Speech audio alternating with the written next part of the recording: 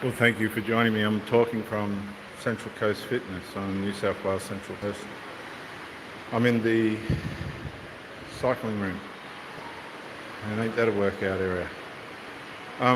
Relationship awareness. You can guarantee that if you've done the right thing in your relationship, that you haven't slackened off, that you haven't let interferences come into the love that you've had towards that person, that you've determined yourself throughout that relationship to be the best that you can be for that person, that you have applied yourself, that you have physically and mentally been available, that you have always tried without smothering to be a good partner, to be a provider if need be, particularly emotionally, intellectually, spiritually and physically.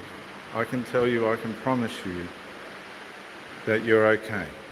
But on the other hand, if you've been slack, if you've abused yourself, if you've only turned up, charading a person, an idea of yourself that's not the real you, if you've allowed things to come into your system and you haven't turned up fully aware, if you've come in and you're just there for your own agenda, or you're struggling with insecurities and issues that could be resolved, but you're not raising them, you're making up excuses for things that can be fixed, but they're not being fixed because you're choosing to bury them, then that's a different story. If you're coming in drunk, if you're doing things that are not a good example of what a man should be or a woman should be, then you're going to put pressure on that other person. You're going to put pressure on the relationship. Why should you be in a relationship if you're ultimately just going to be dilly-dallying around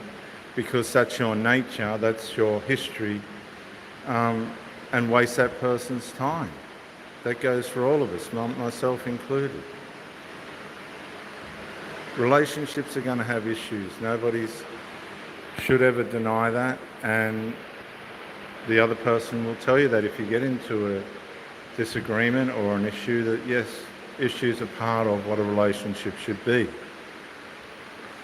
But if issues keep reoccurring and you get to the stage where you feel like you're actually picking on the person to try and fix things, and it's just a continual, oh no, now we've got this, oh no, now we've got that. And it might only seem minute, but small creeks can turn into floods.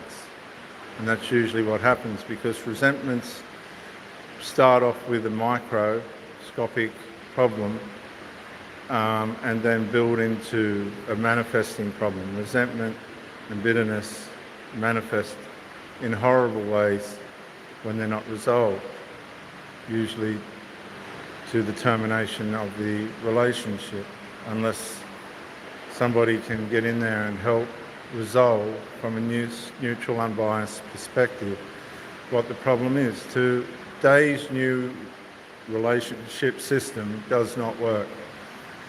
Excuse me. It doesn't work. It's too fickle.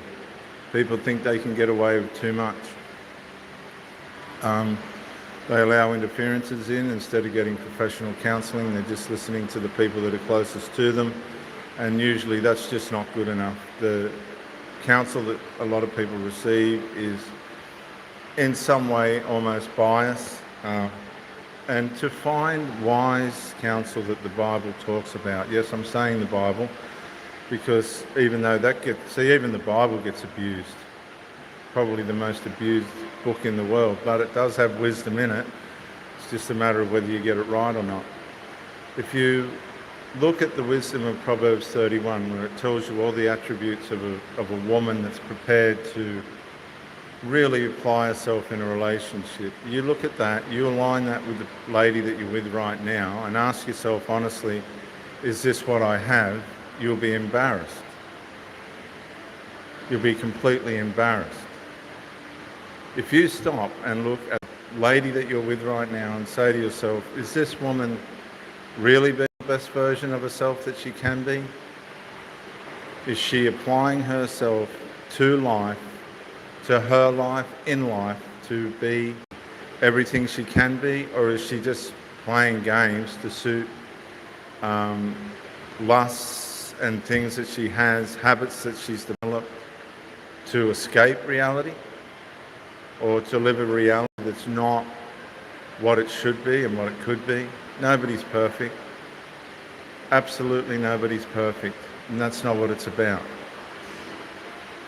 It's about being honest, transparent, bringing the darkness into the light. It's about, not starting off as something and finishing as something else, although we are going to morph and transform when we unite with somebody. But you should have the awareness to see if that person's developing in an upward and forward way, or in a mediocre way, or a downward spiraling way. Because as soon as someone starts to go down in a relationship, guess who's going down with them, if you let them? Most relationships will come down to the weakest person in it, because for the other person to stay, they have to nurture the person that's not performing in a way in which is fair and just.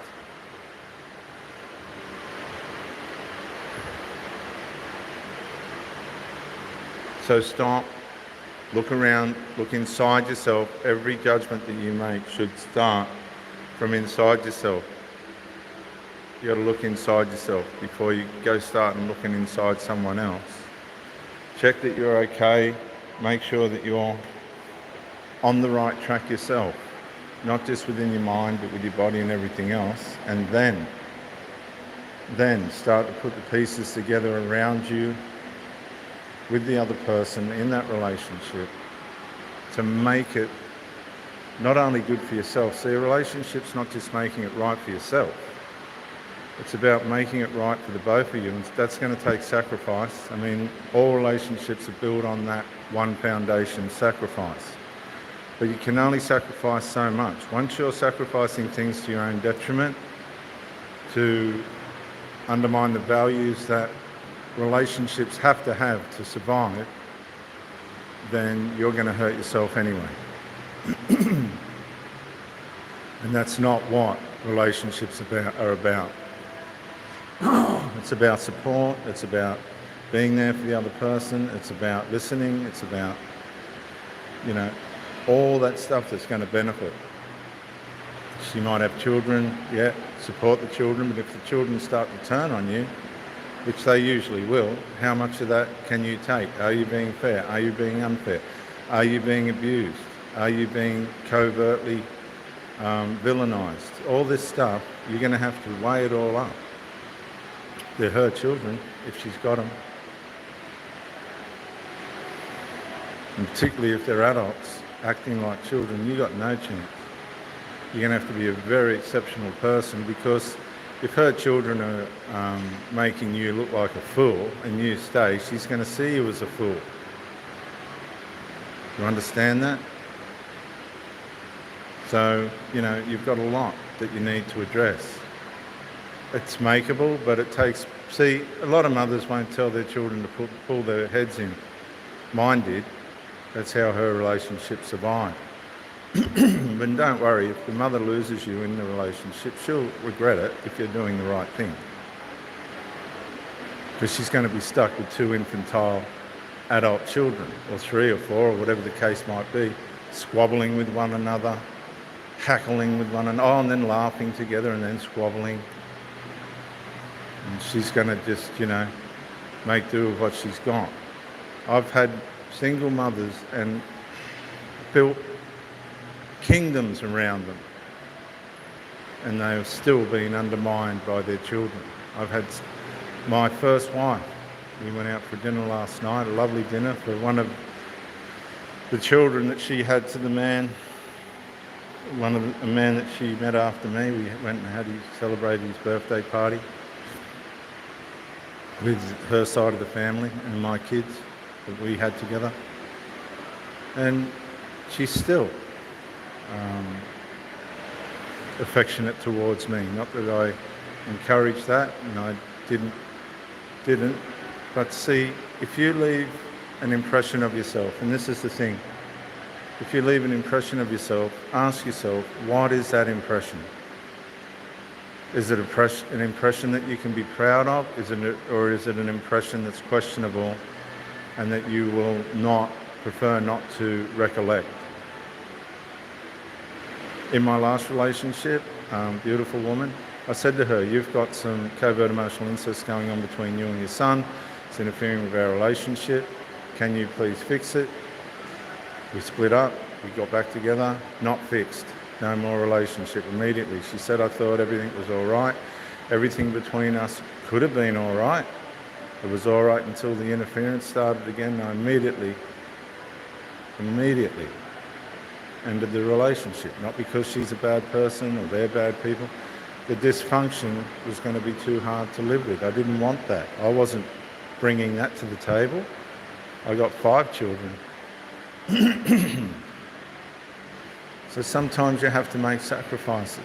Sometimes you've got to keep forging on, go through the heartbreak to find that place where life is as productive as it can be for you. There is forgiveness, there is adaptation, there is tolerance, there is patience, there's perseverance, there's all these things. But even they have a use-by date. And I can guarantee if you've done the best that you can, if you've listened, if you've reached out and said, look, I'm here for you, and that person's more or less ignored you, covertly ignored you, or covertly just decided that they're going to distance themselves, just enough to keep you antagonized, but to keep you hooked, you've got to be aware of all these things so that you can go and say to yourself, no.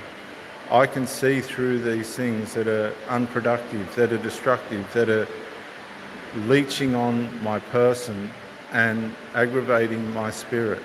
Listen to your gut and make that choice hard and fast. And I guarantee you, if you stand on your principles, if you stand on your morals, not only will they respect you later when they come out of their fog or whatever their problem is, whatever their evilness is, you will leave a legacy for that person where you've offered them a solution to a problem that otherwise would not have been able to be fixed. And that has to be respected. It has to be acknowledged as wise, even though it may have hurt that person. Whatever the problem was, and you brought it to light, they will need to address it. They will need to face it. Because all problems, no matter how hard we ignore them, do turn on us and do turn in on us. And then we do have to face it because it's faced us. We can turn our back on our problems, and that doesn't matter because they'll run us down. All of us, be it characteristical, personality-wise, manners, habits, addictions, whatever they are, they will run us down. So you're best off making that choice now. It goes the same with your body. If you're lazy, if you choose to be lazy, it's going to catch up with you. It's going to run you down. If you're putting stuff in your body that's going to ultimately affect you, even though it feels good at the time, it's going to run you down. You need to face the issue before the issue faces you. You need to bring the issues up in the relationship before the issues come up and you're all embarrassed. You all get embarrassed because you knew the problems were there, but you never faced them. If they're up and being brought to the light and the other person isn't facing the music, and believe you me, this is the problem. We're there to support one another, and they know that, and they don't want to move forward. Let them go. You have to let that person go. And sometimes they'll just go anyway because the situation hasn't suited, and they've gone, I'm out of here, I'm not going to be with you. There's 2 ways of breaking up. There's legitimate and the illegitimate. If somebody's leaving for a selfish reason, their karma will come back. If you're leaving for the right reason, for a healthy reason, because it's just not good for you, well, karma will follow you into the next relationship because your intentions were right. This is Dr. Jason W. Morrison, theologist, New South Wales, Australia. Bye for now.